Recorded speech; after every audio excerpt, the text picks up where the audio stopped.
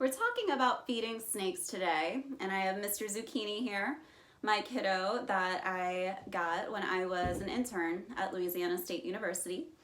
So down in the South and in a lot of parts of the country, everyone has exotic pets. The climate is much better for it. You might be able to see on Zucchini here, unfortunately, he has a little retained shed, and that can happen in areas or in environments that aren't as humid.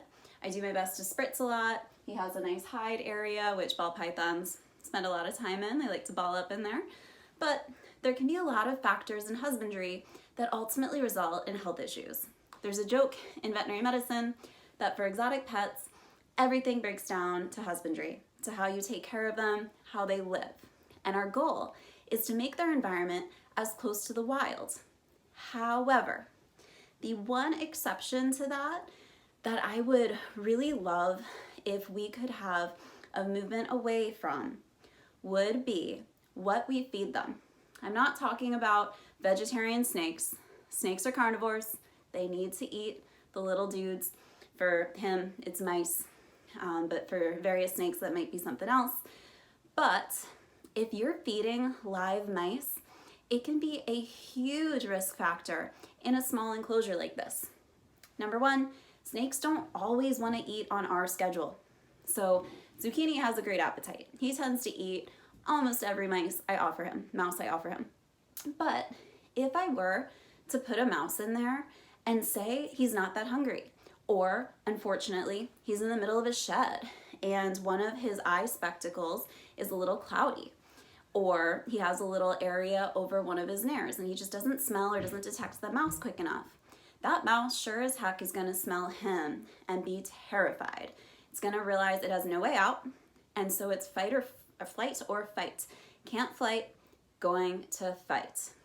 Especially once Zucchini goes ahead and tries to bite him and kill him and eat him, that mouse is going to bite back. And the bacteria in the mouths of these rodents does not play well with the immune system of reptiles. They can develop horrible infections, stomatitis, infections of the mouth. I have seen that kill pet snakes. Despite attempts to treat it, therapy, doing antibiotics, getting cultures, they just don't always fight off these infections. And so what I would plead for in captive animals, when you can, especially if you get a juvenile, because adults, it's much harder to convert them off of a live feed. Ball pythons love to go on hunger strikes. But if you can, try to do frozen and thawed mice.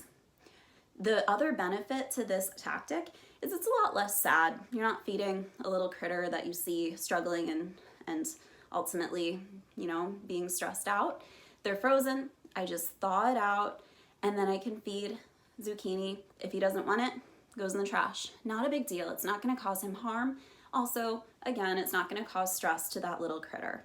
So it is not for every snake. If you adopt an adult that's used to live feed, it's really hard to convert them sometimes, but if you can, it's a really serious health benefit. So I hope that you can think about it. And Zucchini was definitely one of the cases where, even though I got him as a juvenile, he did a serious hunger strike. I'm talking as a juvenile, a month and a half, he was withering away. I was panicking. I talked to several exotic specialists and was debating, do I just give in? And they said if I did, he would never switch over. And sure enough, within that week, he did. He started eating frozen. He's never looked back.